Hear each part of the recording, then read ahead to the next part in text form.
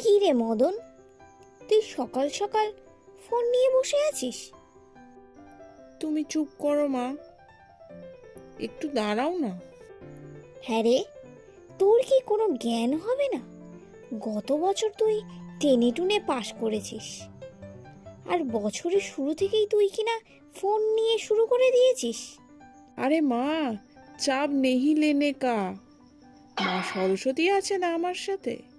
হ্যাঁ, মার তো আর খেয়ে দেয়ে কাজ নেই, মদনকে পাশ করার জন্য ওয়েট করে আছে।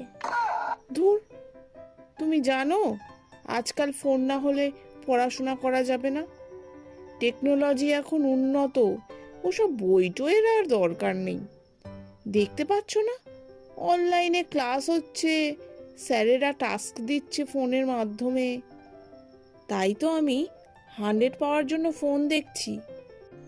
ও হ্যাঁ, তাই তো, এই এক ফোন।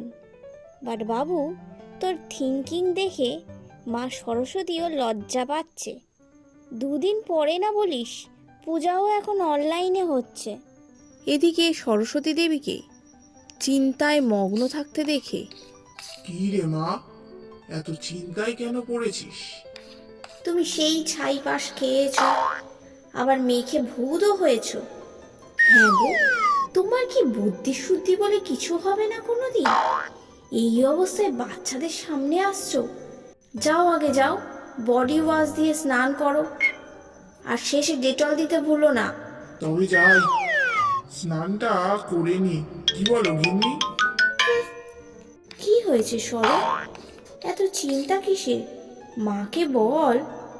মা, আমার মনে হচ্ছে আমার পূজাটাও অনলাইন হবে, আমাকে আর মরতে যেতে হবে না। কি বলছিস এসব? কেন মা, জামাই ষষ্ঠীতে দেখছো না এখন সব অনলাইনে হয়ে যাচ্ছে, এমনকি বাবারও তো হলো। কিন্তু মা, আমি যে মরতে যেতে চাই। এই যে দেখো গিন্নি, কেমন শরীর থেকে ডেটলের সুগন্ধ বের হচ্ছে। হ্যাঁ, এবার একটু তোমাকে দেবতা বলে মনে হচ্ছে। আরে মা, তুই না বিদ্যার দেবী, তোর আবার জ্ঞানের অভাব হচ্ছে? মরতে যা, আর তোর বিদ্যার শক্তি দেখা।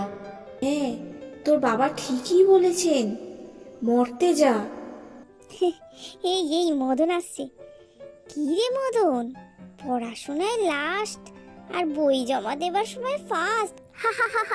আরে বই জমা দিলে 4 দিন এখন বই পড়তে হবে না, ফোন আর ফোন, হুররে। কি রে, তোরা কি করছিস? আরে মা, সরস্বতী দেবী, মা গো, তুমি আমাদের সামনে। আমার বই পড়বি না, কিন্তু আমার নাম করে নিজের পিঠ বাঁচাবি। আমার নামকে ইউজ করে নিজেদের কার্য হাসিল করছিস। কে মা? আমরা তো কিছু করিনি, তোমার নাম নিয়ে, বিশ্বাস করো, কিছু করিনি। তাই নাকি? আমার নাম নিয়ে তোরা বই জমা দিয়ে নিজেদের ইচ্ছা চরিতার্থ করছিস।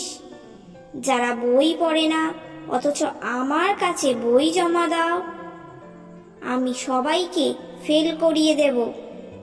না মা, আর আর হবে না, প্লিজ মা, প্লিজ, সরি, ক্ষমা করে দাও, আর এমন কখনো হবে না। তাহলে তোদেরকে পড়াশোনা করতে হবে, ফোনের সাথে সাথে বইও, তবেই তোদের পাশ করাবো। ঠিক আছে মা, তাই হবে, তাই হবে, বইও পড়বো, তাই হবে। এরপর থেকে রোজই মদন বই নিয়ে পড়াশোনা করতে লাগলো। মায়েরও আর কোনো কমপ্লেন রইল না।